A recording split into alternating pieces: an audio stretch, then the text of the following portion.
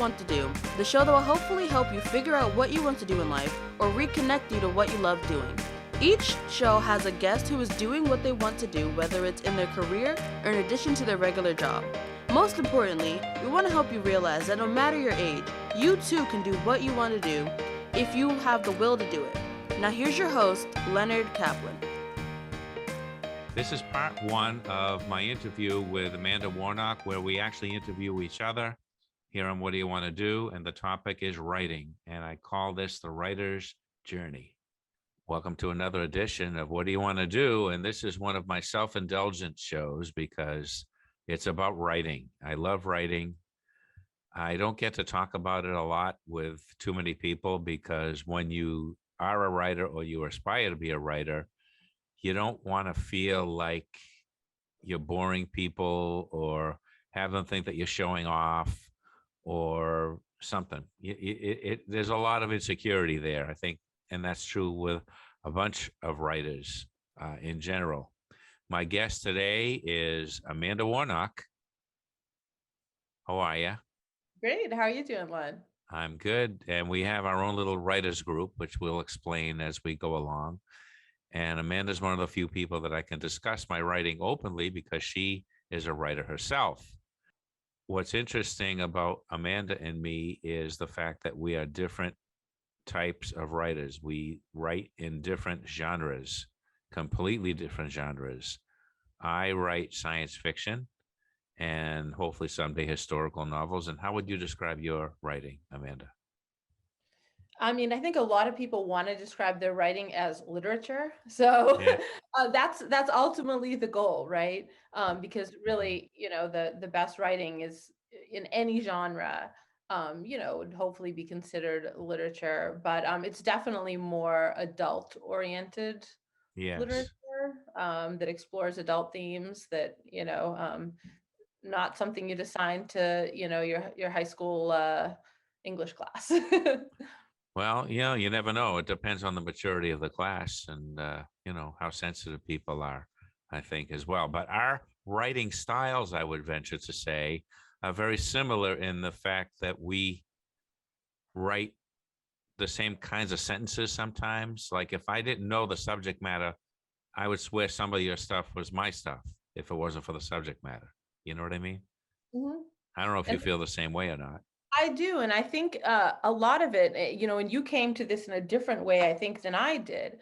But I think a lot of it is, like I think we were discussing maybe a few weeks ago. There was an author that's I read his stuff. I wish I could call his name to my mind right now, but he wrote, "I try not to write the types of things that people skip over." Yes. Basically, I recall reading a Stephen King book. It was Misery back when I was, in junior high. And there was this long, thick description. It went on like 8 or 10 pages about the tides ebbing and flowing and Revere Beach receding, whatever. Yeah. And it was just so dull and dry. Yeah. And I kind of have used that as a marker of sort of what I don't want to write like. Stephen King's a great writer in some respects. I mean, obviously I admire him very much for what he does. Mhm. But that was something that I certainly wanted to avoid. I don't know if you can generalize or not, but I would venture to say, at the risk of being wrong, that most people read dialogue better than they read description. What do you think about that? Yeah, well, that was one of the things, I think it was Elmore Leonard. Yeah. There we go. It was one of the things that he pointed out. He said, people almost never skip over dialogue. And I also find that my ability to craft dialogue is, I'm just a lot better and stronger in that area than I am, as far as basic narration goes, description and character backstory, things like that. With a But it's a constant process and to get better at in places It where I feel like. is. It definitely is. So I want to start with you first. How did you get into writing? How did you know? Was there a moment in your life that you knew, I want to write a book? I want to be a writer. Did you ever have that moment? Yeah, it was maybe my son JJ was a baby, and I couldn't sleep because he was a baby, and I just had, this was so probably like back in 2010. I mean, I've always been, worked before then in nonfiction primarily. I went to grad school, did PhD work in history, Latin American, Caribbean history, African diaspora history. But when I realized I wanted to write a novel, was one night where I got up and I was really depressed. I had postpartum depression, and I got out a notebook and I started writing, and to answer the question of like, how did I get here? How did I get to this point? What am I doing? And so in some ways, the novel that I'm writing is my answer to that question. Really interesting. So you are exploring writing, or you started exploring writing in 2010 in order to explore how you got to your life at that point. Yes. So to solve your own mystery of how did life come to this juncture?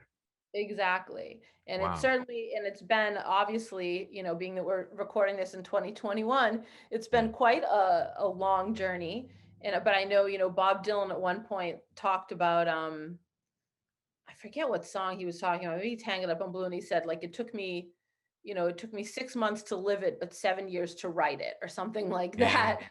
that Um, makes a lot of sense. yeah, so it didn't take that long to live. The story that I'm writing takes place in 2008, 2009, but um to write it, and to write it in a way that I think, to get to the point where I feel like I can tell the story the way it deserves to be told, has been a much longer, more arduous undertaking.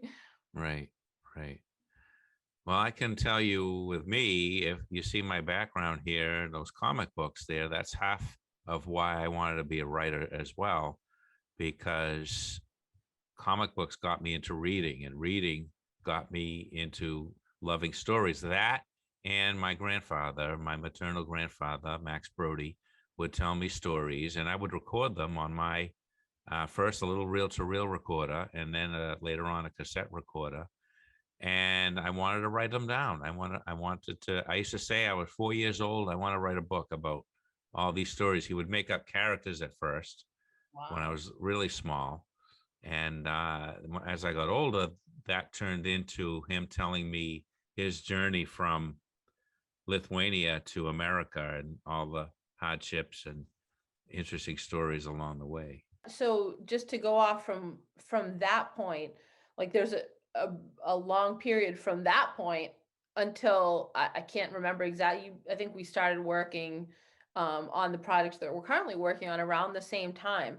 So Yes. what was it? Was there something that directly inspired you to write a novel as opposed to, a short story, or a series of, short stories, or a series of vignettes or something? How did the story take shape as a novel?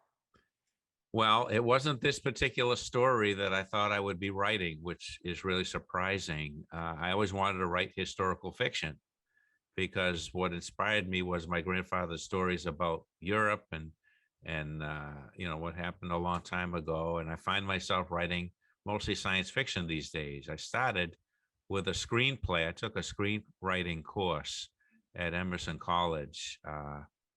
And a friend of mine and I were co-writing one of my ideas because I didn't feel confident enough to do it myself. But the awakening came when we finished the screenplay and I read it back, and all of the characters sounded like my friend.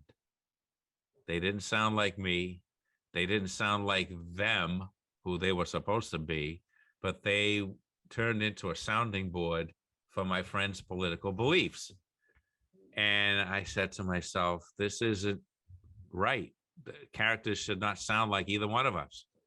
So that sort of disillusioned me about the screenplay format and the collaborative format. So I started to want to write myself. And one thing that had been bothering me, and they say that that's a good basis for writing, if something bothers you or you think something needs to be recognized or told, the internet and social media and smartphones, all those things made me worry about society.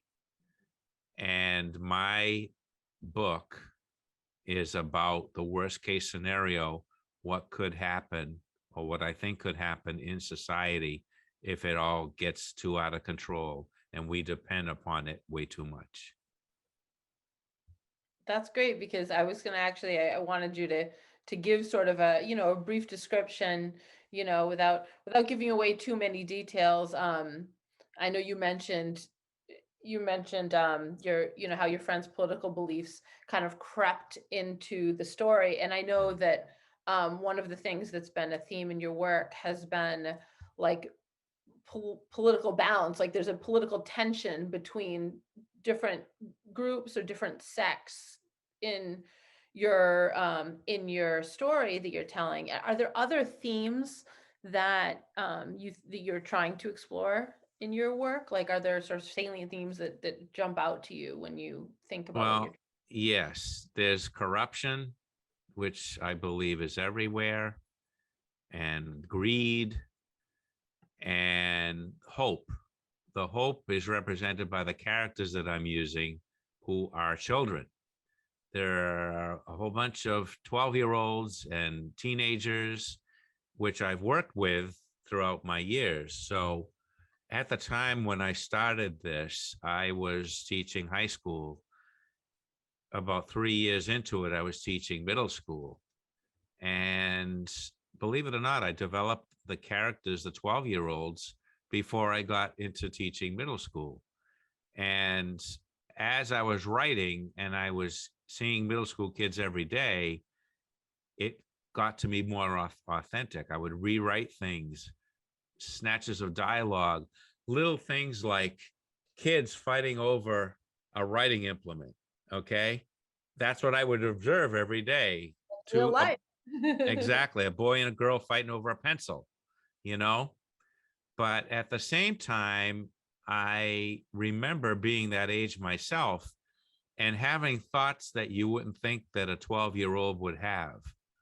So I remember watching Stand By Me, the Stephen King adaptation of the Stephen King short story, which became a movie with Will Wheaton. That's where Will Wheaton comes from. And I love the movie, but it bugged me that the kids seemed to be talking too maturely for their ages. So I address that problem in case anybody ever notices that in my work. The kids that I have as my leads are advanced kids. They're advanced, accelerated kids. And they're supposedly the smartest kids in the world or in this country that I have made up. So Right. when they speak, I don't have to be afraid of making them sound too intelligent, but at the same time, I will have them fight over a pencil or fight over something trivial like a real 12-year-old does. So I hope that I've written a balance to make these 12-year-olds in my story realistic, but yet amazing. I love how you're coming out ahead of the questions that I wanted to ask you. Because the next thing I want to discuss was how you build good characters. I thought, your characters are very different than my characters, but one of the things that you just said is that, you've drawn on your professional experience, to get information about, especially in groups, how to, 12-year-olds act. Are there other elements that different things you've drawn from, or like, what would you say goes into building good characters? Because I know from what I've read of your story, you have not just good characters, but you have a lot of good characters. Well, I appreciate that. It's a large cast of characters, and they all have, sort of a depth or a warmth, or a chilling kind of, bone chillingness to them. Some of them, depending which character it is. So, like, how have you gone about crafting those characters? Well, I went very slowly, and I have aspects of people that I know in every character, in every major character. And either people that I know or the voice of somebody that I hear in my head. For instance, I'm a fan of Rawhide. Rawhide was an old Western that you're way too young to have known I've with heard of it. Clint Eastwood. Okay. Wasn't So enough there was a seconds left character over for named me. Wishbone There's in never the enough seconds in the left show, over for you. and he was the cook for Beats the me how trail a man drive. doing the least And he was amount an of work older on the guy. drive needs the most And he was a amount of food very to good keep on actor, going, and doing his nothing. expressions were My very favorite colorful. secret in battle. So in one of my characters named Jim Hakam, who was the grandfather of the 12-year-old lead of my story, Eric Hakam, I hear the chuck wagon guy on Rawhide as the voice of the grandfather. Oh, that's interesting. So, other people will hear something different in their heads, obviously. But I'm hoping that because I have a frame of reference, either real or somebody that I've observed in the media or read about, that it's going to ring true. It's not going to sound like fake. Oh, I don't believe this guy. I'm hoping that my method is, and it sounds like with you, it actually works. If I can take that liberty of saying that. Oh, absolutely. You know? Two of my antagonists are based on people that I had a problem with in real life. One was a boss and one was the boss's underling. So I made them my villains in this story. I'm going to give you an example of incorporating a real person. So I had a supervisor that would observe me as a teacher. And she had these quirks. She would twitch and she would say, I like to do things right. She had a habit. Every conversation, she would say, I like to do things right. In the story, she twitches when something is about to happen. She gets upset. Okay, and I point this out in the story. I have this happen. And when she says, I like to do things right, she kills somebody. Oh, wow. So when the audience or the reader sees the twitch coming, they know somebody's going to die. And when they hear that line, they know it's going to happen that second. So this happens through repetition. You do it and I learned this from reading Writer's Digest a lot and The Writer. Those are the two major writing magazines. You got to foreshadow things that happen. Everything that happens has to have something that came before it so that when the big thing happens, it's not out of the blue.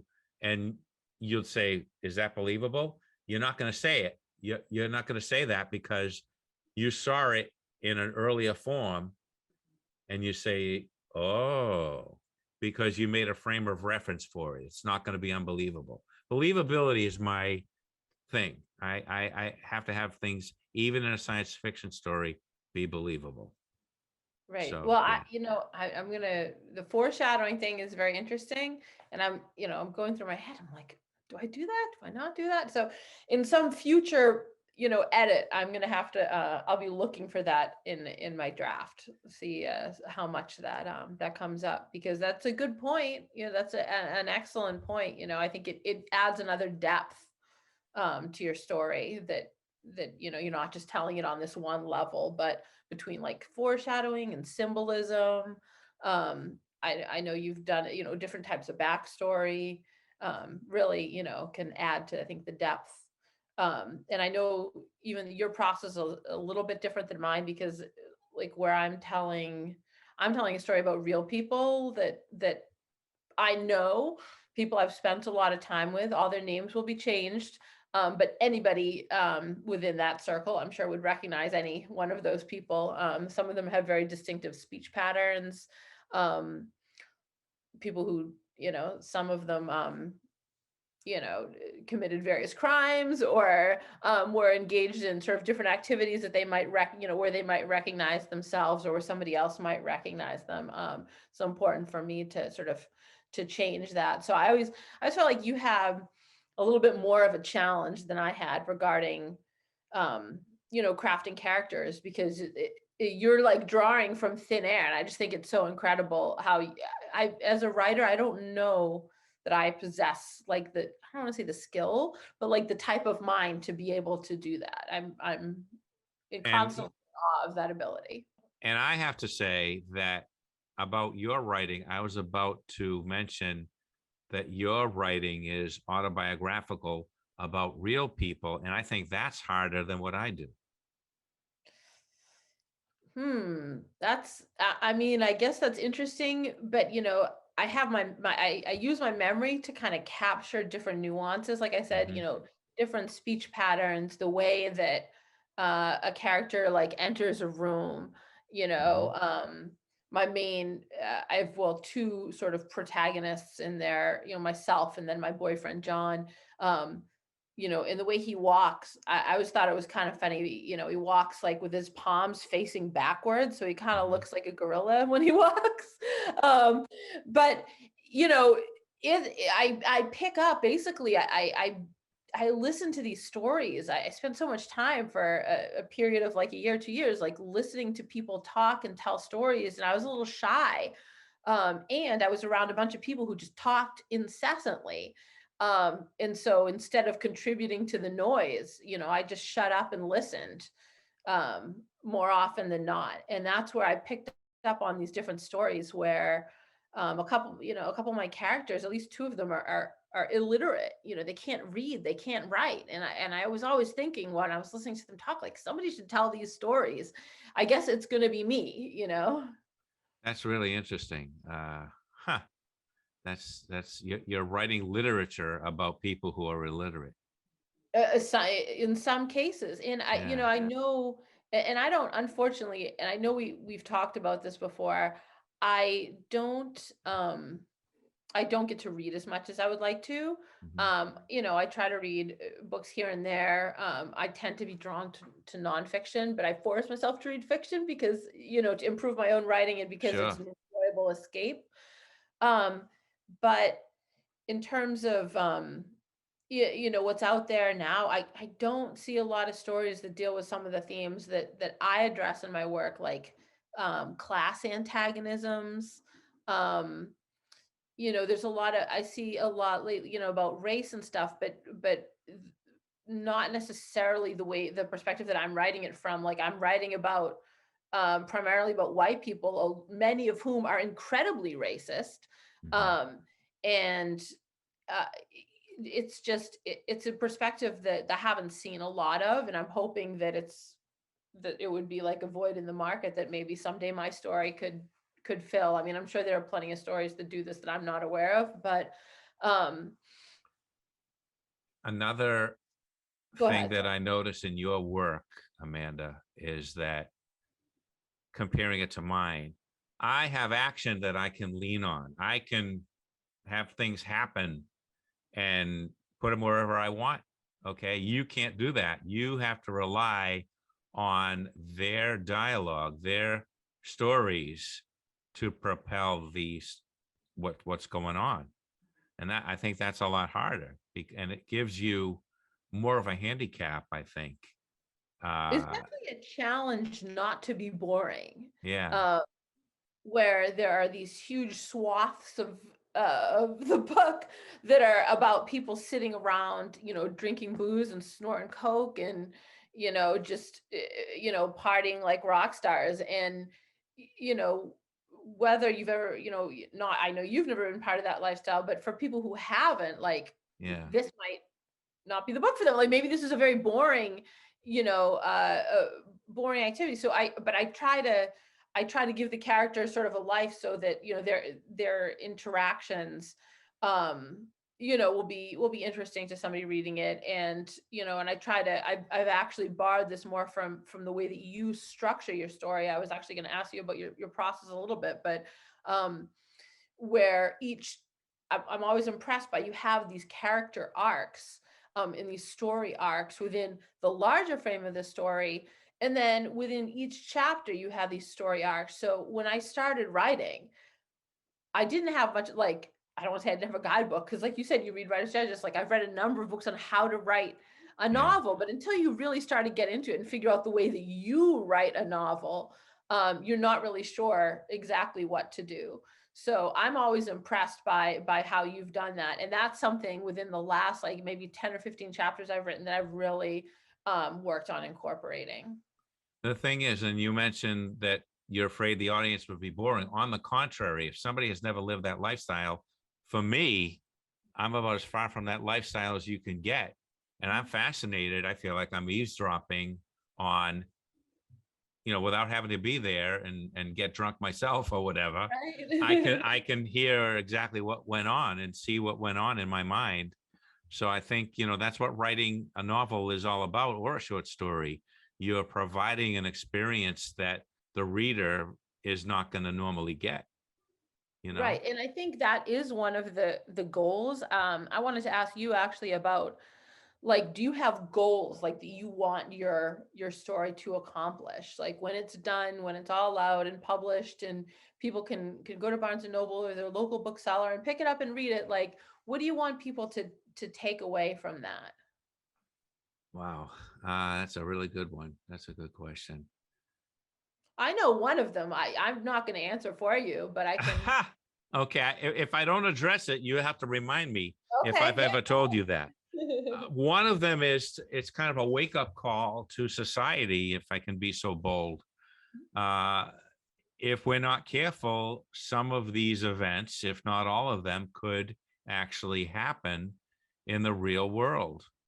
And I just think that as much as I myself I'm writing it on Google Docs, and I'm researching names on the internet. All of my writing is on the computer. I'm depending on it, except when I write and I don't have access to a computer. I can't do it on my phone like a lot of people can. There's no way. It's too cramped for me.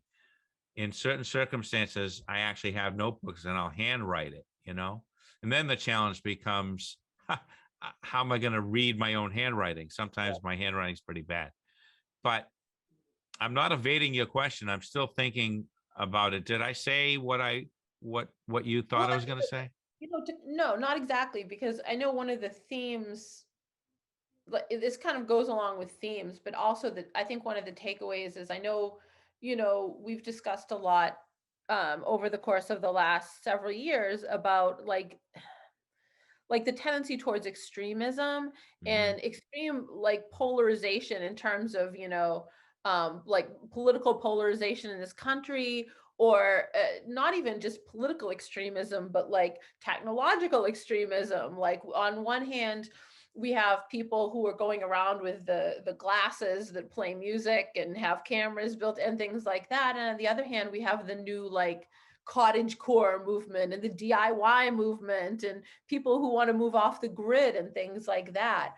And I think that part of your story, or one of the themes that I've seen in it, that I feel like it really reflects just an incredibly like kind of salient theme in U.S. politics and culture, is just this tendency towards polarity.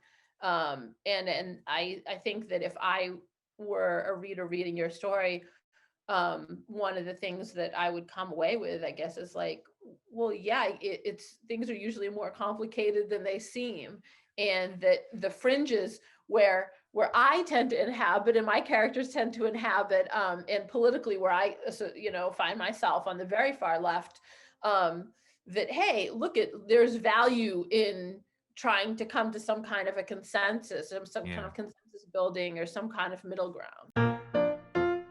Thank you for joining Amanda and I for this very in-depth conversation about the aspects of writing. Join us again next week as the conversation continues. We'll see you next time. And until then, what do you want to do?